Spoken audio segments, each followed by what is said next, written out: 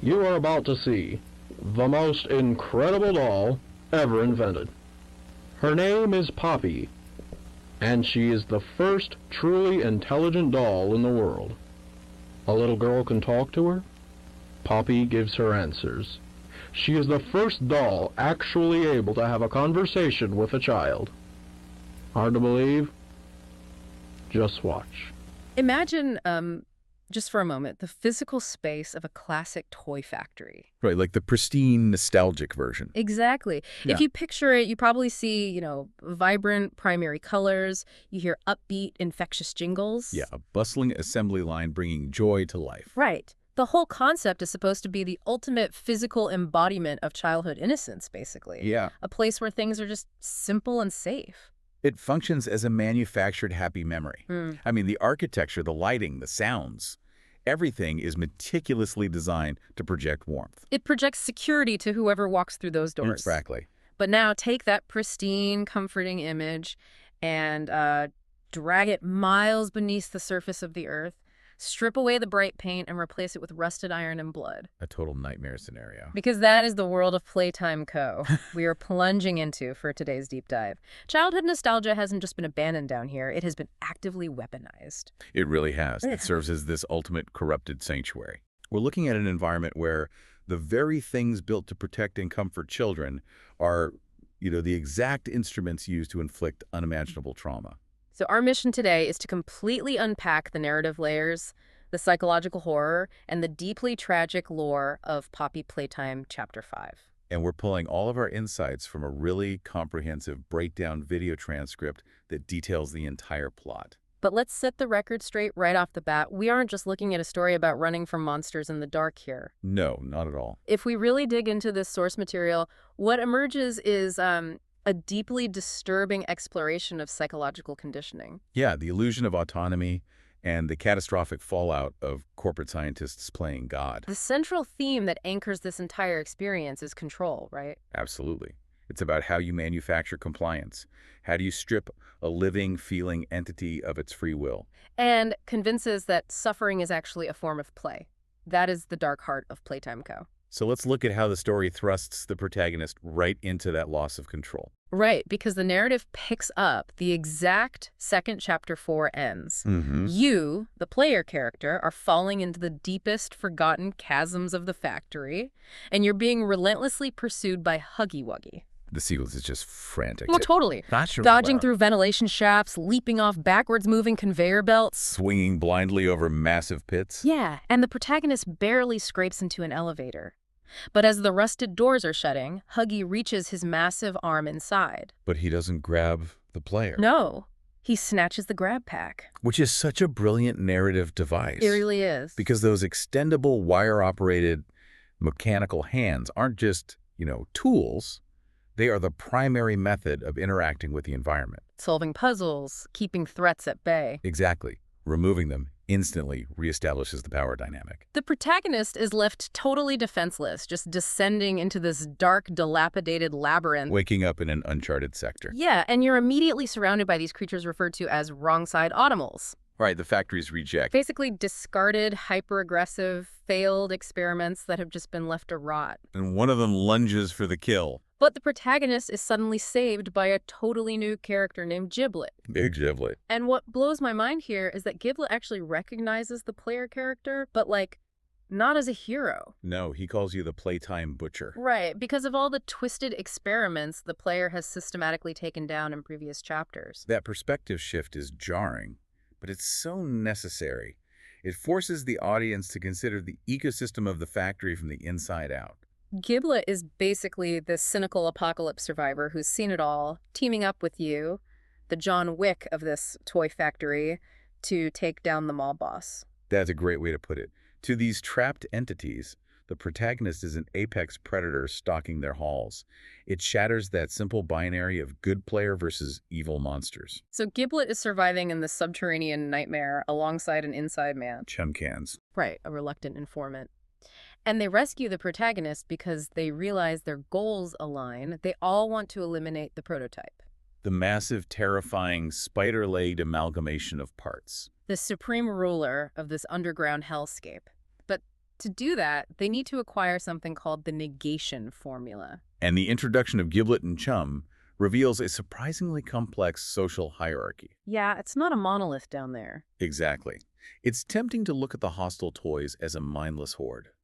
But the source material details a fractured society built entirely on trauma and coercion. You see defectors trying to survive, informants passing secrets under duress. And a pervasive, paralyzing terror of the prototype, just keeping the fragile structure in place. So Giblet informs the player that the only way to find this negation formula is to venture directly into the reanimation sector. Which is definitely not just another part of the assembly line. No, it's the epicenter of the factory's darkest psychological experiments. The protagonist steps into these sterile conditioning rooms and discovers an apparatus called the neural mapper. And this is where the narrative shifts from physical danger to profound psychological horror. It really does. The neural mapper sequences are arguably the most disturbing element of the entire lore because they force complicity. They simulate the psychological breaking of a mind. Right, because when the protagonist inserts a data disk into the neural mapper, the machine physically locks them in. It plunges you into these interactive historical hallucinations. Suddenly, you are experiencing the world as Huggy Wuggy during his original foundational conditioning. In the first disc, the task seems innocent enough, right? Yeah, you're Huggy sorting basic geometric shapes into a depository, and there's this disembodied voice of a researcher named Miss Gracie. Patronizingly grading the performance. Great job, let's do round 2, she says. But the mechanics of the test are totally rigged. The methodology here is incredibly insidious. The act of sorting shapes is, a fundamental early childhood learning activity. Right. But Playtime Co. takes that symbol of cognitive development and weaponizes it into an impossible test designed to induce inevitable failure. The tasks accelerate wildly. The shapes switch midair. Even when Huggy performs flawlessly, the edges of his vision begin to flash a harsh red. Which represents his rising internal frustration. Exactly. And when that frustration reaches a boiling point, Miss Gracie's voice calmly instructs him to practice his breathing. And then suddenly, dense red smoke floods the enclosure, instantly rendering him unconscious. So, okay, let's unpack this. I wonder if it's literally rewriting their brain chemistry. How do you mean? Is the red smoke just a physical sedative to knock them out, or is it an actual localized lobotomy every time they get angry? Because deploying it exactly at the moment of emotional resistance feels too specific to just be a basic knockout gas. Well, it's precisely that specificity that makes it a tool of psychological torture. We really have to analyze the dual nature of that red smoke. Right. It functions on a basic level as a chemical sedative, sure, but its true purpose is Pavlovian conditioning. They are chemically suffocating the very capacity to feel anger. By consistently punishing frustration with forced unconsciousness, they are actively erasing the subject's autonomy. They're creating a creature terrified of its own emotional responses. And the cruelty escalates drastically in the second disc. Huggy is placed in a room under bright spotlights. Yeah, and Miss Gracie drops the smiling critters into the enclosure for a twisted game of musical chairs. But one of these smaller toys, Crafty Corn, refuses to participate. She curls into a fetal position, sobbing, desperately crying out that she doesn't want to be there and doesn't want to be dead. It's heartbreaking. It is. And Miss Gracie calmly announces that Crafty Corn requires a timeout in the bad toy box. And here's the horrifying part. The interactive simulation forces the protagonist, acting as Huggy, to pick her up. Yeah. Crafty Corn is begging, pleading for her life, but the only way to advance the sequence is to drop her into this box. Which instantly reveals itself to be an industrial grinder. The protagonist is literally forced to execute a terrified peer. By forcing the player to press that button, the narrative makes a profound statement about the systematic destruction of empathy. Miss Gracie is not a teacher. No, she is an architect of compliance. She is demonstrating to Huggy that absolute obedience to authority must supersede any natural instinct to protect his peers. It is textbook institutional abuse, just masking executions as playground rules. Exactly. And this psychological pressure cooker violently explodes in the third disc. Right. Huggy finally reaches his breaking point. The simulation shows him strapped to a medical stretcher. And Miss Gracie is playing these hypnotic, brainwashing videos directly into his eyes. She is whispering absolute madness, telling him that growing up is scary and that being a toy is better because toys don't feel pain. And they don't need answers. Huggy actually manages to shatter his restraints, breaking the glass of the observation deck and attacking his captors. But the red smoke immediately pours in. Yeah, and as he fades out, Miss Gracie's voice just echoes relentlessly. "You are a toy, all you feel is joy." The cognitive dissonance inflicted in that moment is staggering. She is explicitly commanding a captive subject to interpret their excruciating agony as joy. Right. If an authority figure can successfully convince a victim that their suffering does not actually exist, they completely dismantle the victim's ability to conceptualize rebellion. They lose their grip on reality itself. But the brilliant, terrible irony here is that escaping the mental prison of the neural mapper offers you absolutely zero relief. None at all. The moment the simulation ends, you are violently thrust back into the physical nightmare of the present-day factory. Immediately hunted by the modern, fully corrupted Huggy Wuggy. And surviving that chase forces the protagonist into a totally new environment called Sweet Street. Sweet Street serves as the perfect environmental storytelling counterpoint to the reanimation sector. How so? Well, we move from the sterile, calculated laboratory where the trauma was inflicted directly into the chaotic, delusion-fueled space where that trauma manifests. Ah, right. Because you drop into this incredibly colorful, sprawling area designed to look like a massive dollhouse. And almost instantly, you're ambushed by Lily Lovebreed and her companion, Candy Cat. But Candy Cat is completely inanimate. Lily is voicing Candy Cat herself in this manic, deeply disturbing ventriloquist act. It's so unsettling. She captures the protagonist and forces them to participate in a grotesque pantomime of a tea party. You're sent scurrying around this massive dollhouse on fetch quests. Forced to gather up friends to sit at the table. Yeah, mutated, terrifying entities like Dolly Grub and Baby Longlegs. Lily's behavior is a fascinating defense mechanism, really. She is meticulously constructing this fragile facade of normalcy. By violently enforcing the rules of a perfect little tea party in the middle of a slaughterhouse. Exactly. She is desperately trying to assert control over an uncontrollable environment. Now, while you're sneaking around gathering these horrific tea party guests, you stumble upon a hidden basement cell. And inside, you find Kissy Missy, heavily beaten, alongside Poppy. You manage to free them, but in the process, you uncover a secret panel leading into Lily's personal bedroom. The big reveal. The protagonist pulls back the covers on Lily's bed and finds a human skeleton wearing a faded Playtime Co ID badge. She is the actual corpse of Miss Gracie. Lily has her abuser tucked neatly into bed. That discovery perfectly illustrates how severe trauma fragments the mind. We witnessed the abhorrent torture Miss Gracie inflicted. Yeah. Yet Lily is literally hoarding her corpse, preserving it in place of comfort. It's almost hard to hate Lily here. I mean, she's terrifying, chasing you while humming a twisted game of red light, green light. But isn't she just a broken mind living in total delusion to cope with her reality? Oh, absolutely. Her actions are undeniably the ultimate symbol of denial. Look at the mechanics of her existence, the ventriloquism, the hoarding of the corpse, the enforced tea party. She's desperately clinging to the very authority figure that ruined her. Because without that rigid, albeit abusive structure that Miss Gracie provided, Lily would have to face the terrifying reality of her own monstrous, isolated existence. She is a victim permanently trapped in a grotesque loop of the childhood she was promised but brutally denied. But that fragile, delusional bubble Lily has built is violently shattered.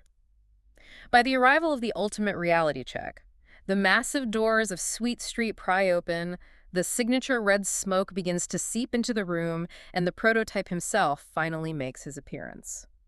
The arrival of the prototype shifts the scale of the horror entirely.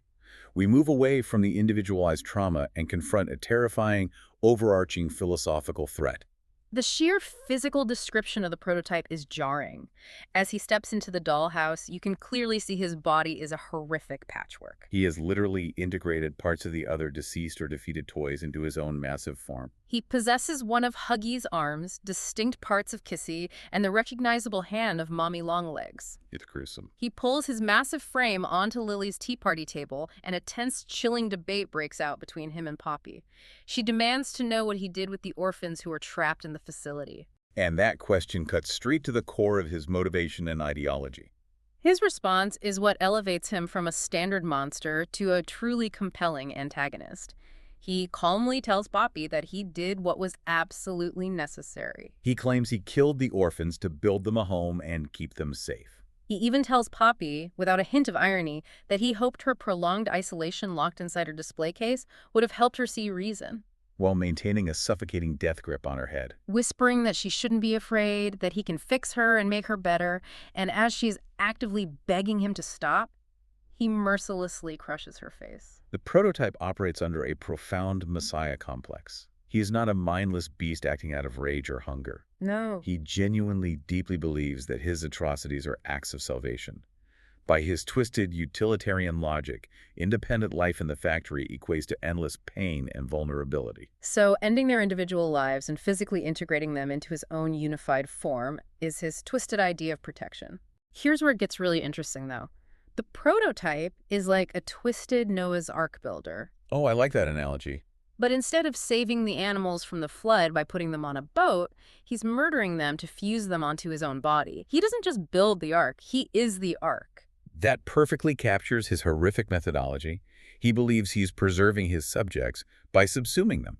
He completely eradicates their autonomy to grant them a perverse form of immortality. It's the ultimate extreme of Miss Gracie's original conditioning. Exactly. He has internalized the philosophy of, I know what is best for you even if it destroys you, and scaled it up to a godlike level. Well, total chaos erupts the moment he crushes Poppy. Kissy Missy manages to trigger an environmental red smoke initiation device, temporarily blinding him. His massive legs scramble into the shadows, and Kissy barely escapes, dragging Poppy's broken body. Meanwhile, Lily is absolutely furious that her pristine tea party has been ruined. She redirects her rage at the protagonist, chasing them high up into the industrial rafters. A deadly game of hide-and-seek. The player only manages to defeat her by using a newly acquired pressurized upgrade for the grab pack to drop a massive, suspended cloud of debris directly onto her face. It is a chaotic, theatrical end to her dollhouse delusion. And it clears the path for the protagonist to descend into the final, most crucial area of the factory. The Grand Stitchery. The prototype's main laboratory and staging ground. And this is where the true emotional climax of the story hits, and it is absolutely heartbreaking. Huggy Wuggy intercepts the player. Right. He slams the protagonist onto the ground near a massive tram loading station. He is inches away from delivering the fatal blow, but then Huggy pauses. He looks up. He locks eyes with Kissy Missy, who has just arrived on the platform. The silence in this interaction speaks volumes about what Playtime Co. failed to destroy. They stop fighting entirely. They just stare at each other, communicating an entire lifetime of shared trauma without making a single sound. Kissy stops baring her teeth. The source material notes that her expression softens, and she actually begins to smile. She slowly reaches out and places her hand gently on Huggy's shoulder. It's an unmistakable gesture of deep empathy for all the damage he has endured. She holds her hand out to him. Huggy hesitates, then reaches back. It is this incredibly beautiful, profoundly human moment of reconciliation between the two creatures designed only for violence. Yeah. And in the exact fraction of a second before their hands finally touch, the prototype strikes from the shadows, violently impaling Huggy straight through the chest. Without missing a beat. He slams Huggy's body into the ground and impales Kissy as well. They die on the cold floor, their hands still desperately reaching for one another. That sequence is devastating because it fundamentally undermines the prototype's entire philosophy. How so? Despite the decades of chemical conditioning, despite the neural mapper forcing them to murder their peers, a core shred of humanity and love survived inside them. And the prototype eradicates it the very millisecond it surfaces. Because to the prototype, genuine connection is proof of autonomy. Connection is the ultimate defiance against his absolute control. He can't allow them to choose each other because it proves they don't need him to save them. Exactly. And the emotional weight of that double execution violently transitions into a massive high-speed train chase. A desperate escape. The protagonist and Giblet manage to jump onto a departing tram, but the prototype is right on their heels. The sequence is terrifying. He's physically chasing the train. Using the stolen voices of the various toys and employees he has consumed to taunt the player. You're frantically pulling levers, dropping heavy shipping containers into his path, and attempting to freeze him using massive vats of poppy gel. The use of poppy gel here is really fascinating. It's essentially a viscous industrial preservative used by the company to suspend organic matter in stasis. Right. The protagonist is trying to use the factory's own tools of preservation to stop the ultimate amalgam of the factory's victims. But the prototype is the inevitable consequence of everything Playtime Co. built. He cannot simply be frozen or outrun. No, the high-speed chase ends in a catastrophic crash. The tram derails. You roll out onto the factory floor, and through the smoke, the prototype is still advancing. He reaches out with one of his massive stolen hands. Grabs you by the back of the skull like a basketball and impales you directly through the chest. Brutal. He casually discards your body, dropping you into a massive vat of that preservative poppy gel. The narrative literally cuts to black. A death screen appears with the text, "We still need you. Get up." And then, against all odds, the protagonist is violently shocked back to consciousness by Giblet. Giblet, the reluctant survivor who views the player as a butcher, becomes the one pulling them back from the absolute brink of death. It is an incredibly somber survival. Giblet solemnly informs you that he couldn't save Poppy, that the prototype took her remains. He has no idea what happened to Kissy or Huggy. The atmosphere is heavy with loss, but they both acknowledge that the mission isn't over. They possess the data drives. They have the negation formula documents. They just need to locate the facility's master backup computer to finally put an end to the nightmare. Which sets the stage for the final, lingering mystery that completely recontextualizes the entire narrative we've just unpacked. The protagonist finally breaches the central data center. You shatter the emergency glass, pull the heavy override levers, and the massive screens of the backup computer hum to life. The vintage Playtime Co logo flashes brightly. You expect a weapon to deploy or the facility's doors to finally unlock. Instead, a single, highly detailed, massive eye slowly renders on the main screen, staring directly at you. And then, a crystal-clear voice echoes through the silent data center. It is the voice of Harley Sawyer, the original mastermind behind the experiments. He calmly observes you and says, "This is a rather interesting turn of events." The screen cuts to black, and the chapter ends. It is a brilliantly executed cliffhanger that forces the audience to immediately reevaluate every single event. Absolutely. For you listening, this deep dive really highlights how the systematic dismantling of autonomy can twist even the most basic human desires for safety into horrific acts of violence. Yeah. From the psychological torture of Miss Gracie's neural mapper to the hoarding in Lily's dollhouse, all the way to the prototype's twisted, apocalyptic Noah's Ark. The narrative revolves entirely around that terrifyingly thin line between protection and imprisonment. When an authority figure strips individuals of their right to choose, even if they claim it is to keep them safe, they inevitably create monsters. They do. As we wrap up this descent into Playtime Company, I want to leave you, the listener, with one final provocative thought to mull over. What's that? We spent this entire time analyzing the toys, their trauma, and the terrifying reign of the prototype. But if Harley Sawyer's voice is emanating from that sealed backup computer, what exactly is he? Right. Did he successfully upload his consciousness to become a fully digital AI? Or is he still physically alive, hidden even deeper in the facility, simply watching this all unfold through the security cameras? That changes everything. And if Sawyer is the one who has truly been pulling the strings from the shadows this entire time, were the toys, Giblet, and even the godlike prototype ever actually fighting a war of their own? Or were every single one of them just unwitting, tragic pawns trapped in Sawyer's never-ending digital experiment? It forces us to ask the ultimate question regarding autonomy. Who is the real puppet and who is the puppeteer? Exactly the kind of question that keeps you up at night. Keep that in mind the next time you find yourself wandering down the brightly colored aisle of a toy store. Thanks for joining us, and we'll see you on the next Deep Dive.